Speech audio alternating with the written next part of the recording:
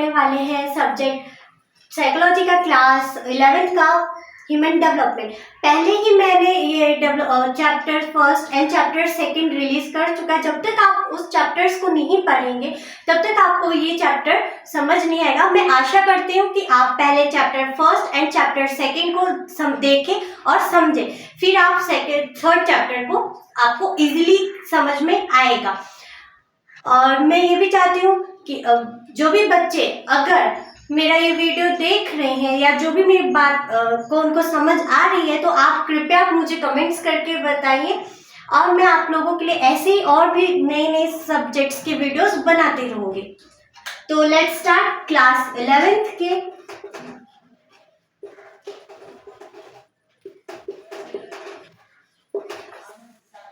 Psychology का chapter third human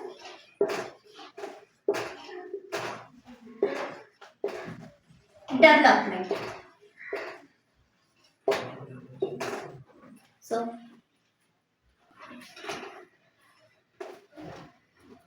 human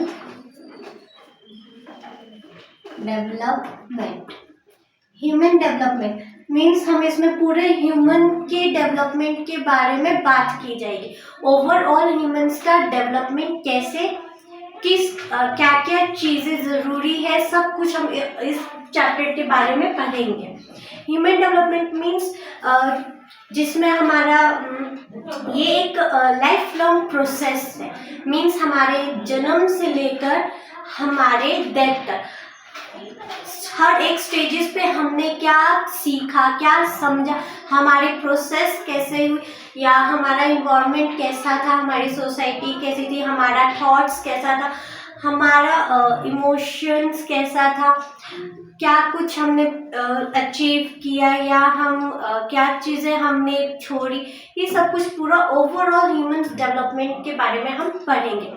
human development में biologically, socially, environmentally factor, इन सब का हमारे डेवलपमेंट पर क्या रोल पड़ता है, ये होता है ह्यूमन डेवलपमेंट। कि अगर ये तो एक लंबा प्रोसेस है, लाइफ लॉन्ग, ठीक है, पर कैसे शुरू, मतलब ये स्टार्टिंग होगी पेरेंटिंग, जब बच्चा माँ के बर्थ में होगा, जब उसकी ग्रोथ स्टार्ट होगी, डेवलपमेंट उसका शुरू जर्नी स्टार्ट होगा, जब वो लाइफ में आएगा तो उसके इन्वायरमेंट में क्या क्या चेंजेस होगी, वो क्या चीज़ें सुन रहा है, देख रहा है, समझ रहा है, उसकी मोटर स्किल्स डेवलपमेंट होगी, उसकी लर्निंग स्किल्स डेवलपमेंट होगी, उसकी फिजिकली बॉडी डेवलपमेंट होगी, उसकी मेंटली बॉडी डेवलपमेंट होगी, उसकी सोशल इन्वायरमेंट डेवलपमेंट होगा। ये सब चीज़ें ह्यूमन डेवलपमेंट में। और इसका नेचर क्या है, पहले जैसे हम पढ़ चुके हैं, nature it's a life long process, ये बहुत लंबी जर्नी है।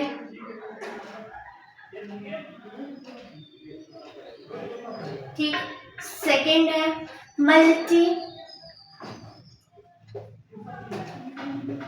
डायमेंशनल, जिसमें ओवरऑल हमारा सब कुछ आता है। Physically development,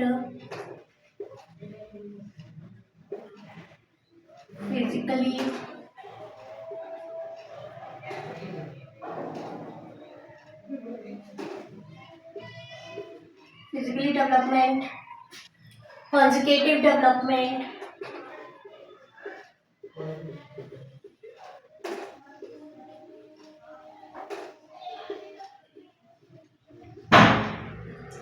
socially development, moral development, emotional development,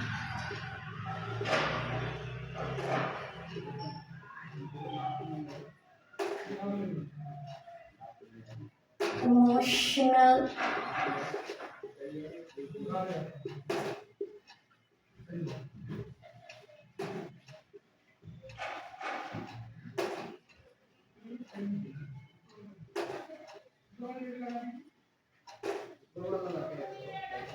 means वो उसका पूरा उसकी फिजिकली डेवलपमेंट मीन्स उसकी सिर्फ बाहरी बॉडी का स्ट्रक्चर पूरा का पूरा चेंज होगा। फिजिकली वो कैसा, मोटा है, पतला है, कैसी उसकी बॉडी है, हेल्थी है, वीक है, स्ट्रांग है, ये सब डेवलपमेंट किस में होगा, फिजिकल डेवलपमेंट में होगा।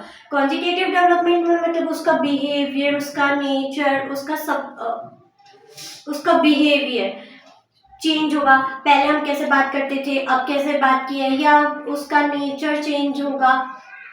हर एक पर्सन के साथ हर एक का एक जैसा नेचर्स नहीं रहता। हम किसी के साथ कैसे बात करते हैं, हम अपने फ्रेंड्स के साथ रहते हैं तो हम उस वक्त अपने फ्रेंड्स के साथ कैसे बात करते हैं, जब हम अपने पेरेंट्स के साथ होते हैं तब हम किस तरीके से बात करते हैं, या जब हम अपने जॉब पर होते हैं तब हम अपने आसपास के लोगों से कैसे बात करते हैं। मतलब हमारा पूरा ओवरऑल इन्वायरमेंट क्या हो जाता है, बदल जाता है। इमोशनली डेवलपमेंट, कि हम किससे ज़्यादा अटैच है, क्लोज है, या हमारे अंदर कैसा इमोशन है, हमारा धीरे धीरे इमोशंस बिल्ड होता है। धीरे धीरे हमें ये समझ आता है, अच्छा ये सही है, ये गलत है, हमें ऐसा नहीं करना चाहिए। हम धीरे धीरे अपने आप को क्या करते हैं, एक्सेप्ट करते हैं कि हम जैसे हैं, हम अपने आप को क्या करने लगते हैं, एक्सेप्ट करते हैं।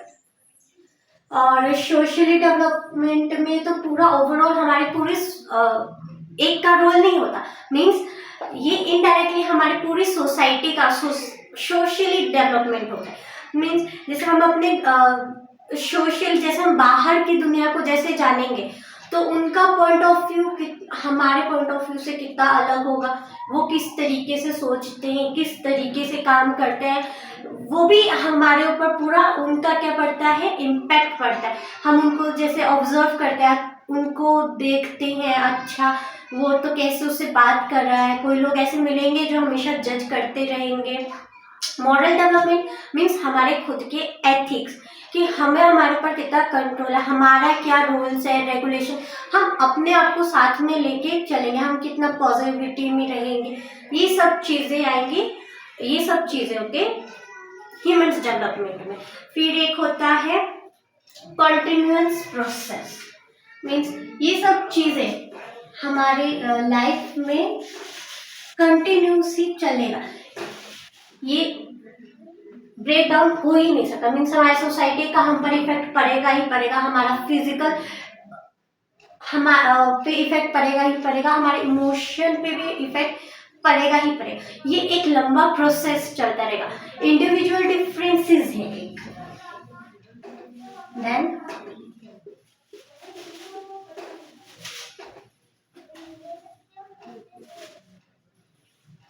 क्या था, इंडिविजुअल डिफरेंसेस। इंडिविजुअल डिफरेंसेस मतलब सबका अपना एक अलग अलग नजरिया होता है देखने का। ह्यूमंस डेवलपमेंट में सब अपने अपने तरीके से अपने अपने आप को क्या करते हैं, डेवलप करते हैं। हम जैसे जैसे बड़े होते हैं तो हमारा देखने का जो नजरिया हो जाता है वो अलग हो जाता है, या ऐसा हो सकता है कुछ चीज़ों में हम एग्री करेंगे और कुछ चीज़ों में हम डिसएग्री करेंगे, हम अपना पॉइंट ऑफ व्यू रखेंगे, सब अपनी बातें अपने आसपास ही रखेंगे कि हमें किसके साथ कैसा बिहेव करना चाहिए, हमें किसके साथ रहना चाहिए, कौन हमारे लिए सही है, ये सब चीज़ें आती है इंडिविजुअल डिफरेंसेस में। एक होता है influence by environment and culture, ये भी इम्पोर्टेंट है। इन्फ्लुएंस बाय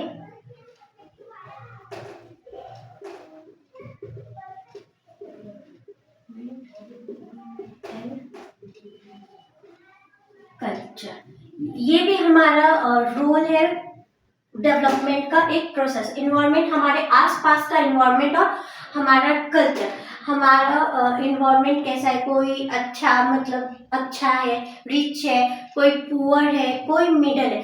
पुअर इंसान कैसे अपनी लाइफ को ग्रो करता है, वो किस किस फेसेस को फाइट करता है हर चीज़ के लिए।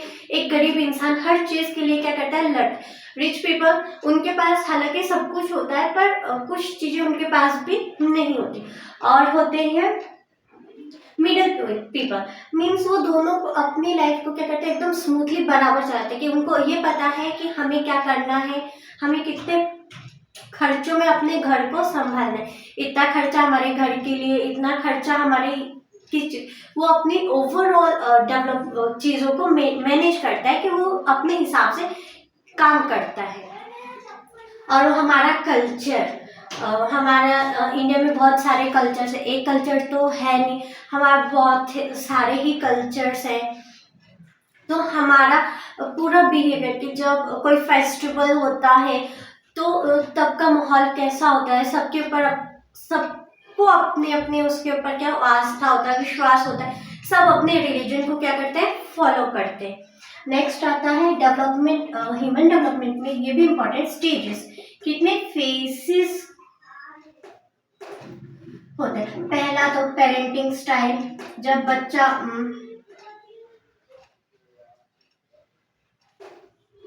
पेरेंट्रियल स्टेज होता है, जब बच्चा की जर्नी ही सबसे पहले क्या होती है, शुरुआत होती है। पेरेंटिंग स्टेज से ही उनकी जर्नी क्या होती है, शुरुआत होती है। जब बच्चे के धीरे धीरे क्या होते हैं, बच्चा जब इस दुनिया में आता है तो वो चीज़ों को क्या करता है, ऑब्जर्व करने लगता है, उस सब चीज़ों को क्या करता है, समझने की कोशिश करता है। पेरेंटिंग स्टाइल में कि किस तरीके से एक फेस होता है पेरेंट्स का भी, वो किस तरीके से अपने बच्चों को पाले या उनका केयर करे, ये सब चीज़ आता है। फिर आता है इन्फेंट्स स्टाइल, जिसमें 0 से 2 साल के बच्चे होते हैं, जिसमें उनकी motor skill, physical skill, learning ability सब उनकी जर्नी क्या होती है, स्टार्ट होती है, उनका मोटर डेवलपमेंट स्टार्ट होता है एजेस में। फिर होता है अर्ली चाइल्डहुड,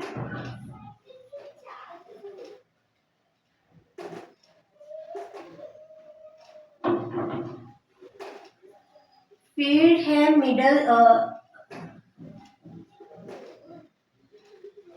मिडलहुड, फिर आता है आपका एडल्टहुड,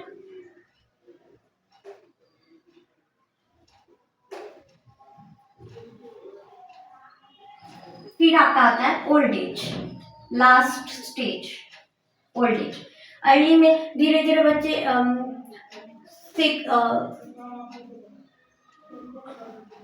5 to 10 ईयर्स के बच्चे बीच में उनकी धीरे धीरे फिर कैसा उनका डेवलपमेंट होता है।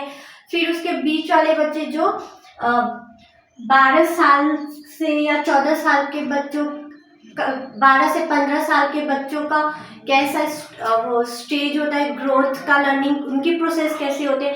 फिर वो जैसे 18+ होते हैं, 18 साल के ऊपर के उनका लाइफ एक्सपीरियंस, और जब वो बुढ़ापे तक आते हैं, मीन्स जब वो बच्चे थे, जब वो थोड़े बड़े हुए, फिर जब वो मिडिल एज में आए, एडल्टहुड में, और फिर फाइनल वो अपने ओल्ड एज में आए, तो उनका वहाँ जर्नी शुरू हो गई और एंड कहाँ पे खत्म हुआ, ओल्ड एज में। वो पूरा का पूरा वो क्या क्या उन्होंने सीखा, क्या समझा, किस तरीके से अपने आप को डेवलप किया, किस तरीके से अपने आप को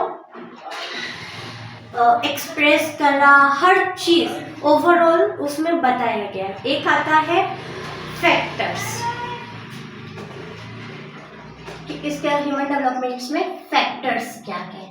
नंबर 1 हेरिडिटी, ठीक। देन सेकंड आता है आपका इन्वायरमेंट,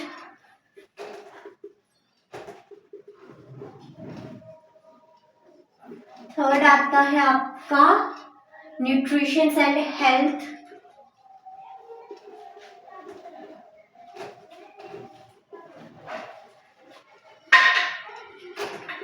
फोर्थ आपका आता है एजुकेशन पर्पस, फिफ्थ आपका आता है कल्चर एंड सोशल वैल्यूज।